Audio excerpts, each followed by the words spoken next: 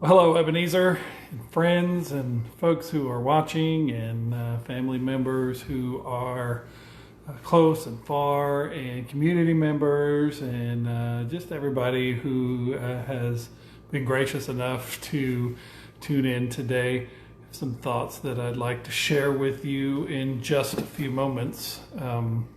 But I was thinking just before I came on live today, and I was talking with a friend of mine how the stay-at-home order has been kind of getting on me and kind of making me have some really weird thoughts. And I had all these funny things in my mind about what I would do as we come on live with you today. And I was going to ask, have you ever noticed that people who are new to Facebook Live, who are not very good at it, don't know when it starts, and sometimes when it starts, you see them up here and they're looking at, what am I supposed to be doing? Is this on? And then I thought, there's that awkward 15 or 20 seconds after you get started where you're kind of fiddling with your shirt and making sure your hair is good and everything is going well. And so thought I'd share some honest thoughts with you today. I don't have my hair and makeup people aren't here. So what you see is what you're getting. I hope my hair is okay and my makeup is fine. Nancy and I are having a hard time adjusting to being very huge social media influencers. And it's tough to be in the house all by yourself and no makeup people, nobody to supervise you, and you got all these crazy comical ideas in your mind going crazy. But that being as it is, welcome to our midweek devotion. We have got some great things ahead for you all. Well, that's kind of setting the bar high. We've got some things on the horizon coming up for you that we've been talking about and trying to put together, and I want you to stay tuned. We, after this devotion is over, we'll have another one on Friday and then Sunday service. But starting next week, we're going to be doing some more things. We'll be doing these things as well, but we'll be doing some more things, and it's going to be an interesting and fun time for us all to be able to gather together. So if you're coming on just now, you missed all of the fun intro. You'll have an opportunity to go back and look at that in just a minute. But I wanted to talk to you today about what it looks like for us as followers, as believers, as people who are Easter people, to be living in the world today in the midst of a virus, in the midst of a pandemic, and in the midst of knowing that the resurrection has happened, that the resurrection has come, and it's been it's good. We're here, and we're learning what it's like to be following Jesus after the resurrection, after all of the things that are going. So today I want to talk about that. Jesus, when he was here, he had a mission.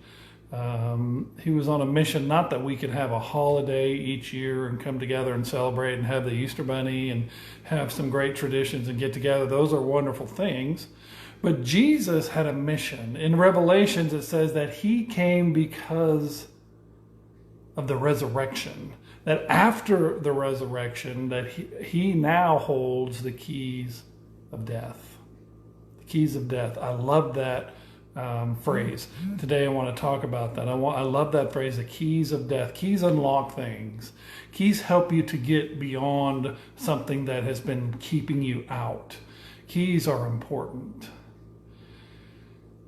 Today I want us to think about things that in your life might be keeping you down. Things in your life that might be dead, that could be resurrected. Maybe with the resurrection of Jesus, we can experience resurrection for ourselves.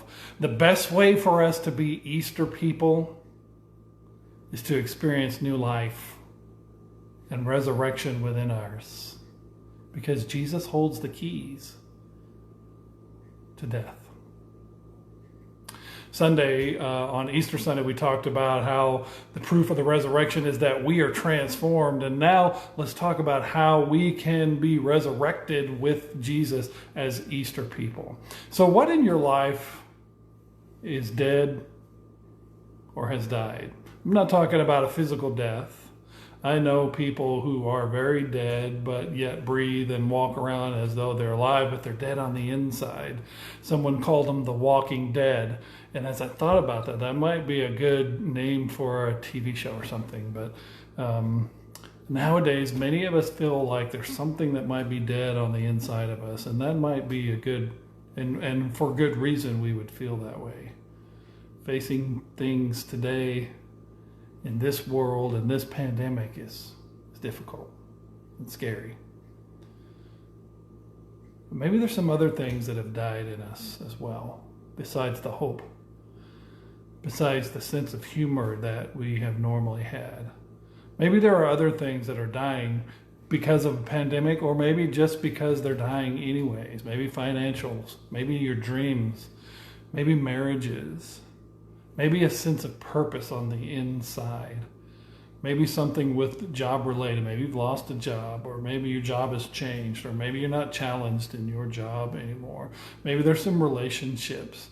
Something in your life now that's not alive that once was, that's kind of dead. Let me give you a few examples. Maybe there's an emotional death. Maybe you're stressed out. Maybe you're breathing, but emotionally you're dead. Maybe there's turmoil going on. Maybe you're not sleeping well. Maybe you're just trying to fake it in everyday life. Maybe you don't think that you're going to make it. I want you to know that I've been praying for you. There's a lot of people associated with our church who have been praying for you. Many, many people are praying for you. Maybe you've had a relational death. Maybe something has gone bad for you. Maybe you've lost a relationship that has gotten you down. Maybe it might have been by a death and you're grieving. You're going through the loss of that relationship. Maybe there was a divorce. Maybe your divorce, or maybe somebody else's divorce, or maybe there was a divorce that split some relationships down the way. Maybe you're on the outs with some family members. Maybe there's some things that have happened and you just haven't gotten together. Maybe there was an explosion. Maybe you just kind of drifted apart. Maybe you're just on the outs. Maybe a relational death is worse than a physical death. And then I think there's kind of a spiritual death where you're alive, you're breathing air. When you try to pray, God seems like he's a million miles away. You go to church, you've been watching videos, you're watching devotions, you might be getting more Jesus than you have ever gotten before because of this wonderful opportunity that we all have to be together virtually and digitally. But maybe something's just off. Maybe something is dying inside. I think here's the message that Jesus would say. In Romans chapter 8, verse 11, it says, "And the spirit of him who raised Jesus from the dead is living in you. He who raised Christ from the dead will also give life to your mortal bodies, because his spirit lives in you." Whatever energy it took to get Jesus to come out of that grave is available to you. Everything in your life that is dead and dying can live again. That's what living after the resurrection is all about. That's what being Easter people means. It's not just about saying, "Nice job, Jesus, that was awesome." No, Paul is saying in Romans that it's the very same spirit that lived or that raised Jesus from the dead now lives in you. Let me read it in another version, in the Message version, and see if we can feel it a little better. Romans 8:11 in the Message. It stands to reason, doesn't it, that if the alive and present God who raised Jesus from the dead moves into your life, he'll do the same thing in you that he did in Jesus, bringing you alive to himself. When God lives and breathes in you, and he does as surely as he did in Jesus, you are delivered from that dead life. With his Spirit living in you, your body will be alive as Christ's. Romans 8:11. To me, that means my emotions, my finances, my relationships, anything that's been dead in me, the hope of living through this pandemic, the hope that has been dead or lost because of all of this stuff that we are going through now, the changes that have happened in us because of what we are living through now, all of the things that have died can be alive again thanks to the resurrection of Jesus. That's what it means to celebrate and live in the resurrection. That's what it means to me to be Easter people, to have our own resurrection of everything that's been dying inside of us. So let me share one more verse and then we'll be done. We just came through Holy Week, and I want to remind you something that Jesus said back in Holy Week on Thursday night when they were all gathered for that last meal. In John chapter 14 and verse 19, Jesus said this, "Before long, the world will not see me anymore, but you will see me. Because I live, you will live also." I just want to say to you today, because he lives, you can face today and tomorrow. Because he lives, you don't have to be dying anymore. You don't have to be afraid any longer. You don't have to be lonely or scared. Because he lives, your dreams can come back to life.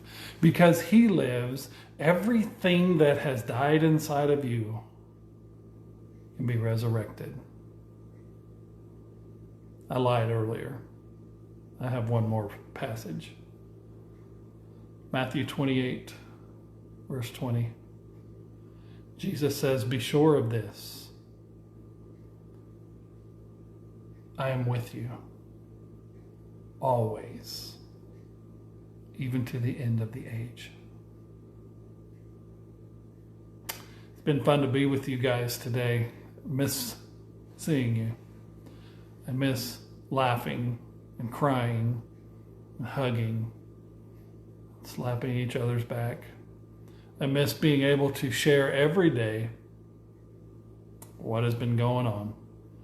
So until the day when we can all do that, I hope you are well. Know that I and dozens of other people have been praying for you. If you need anything, please let us know. Until Friday, we'll see you then. Have a great week, and I hope things go well for you. Take care.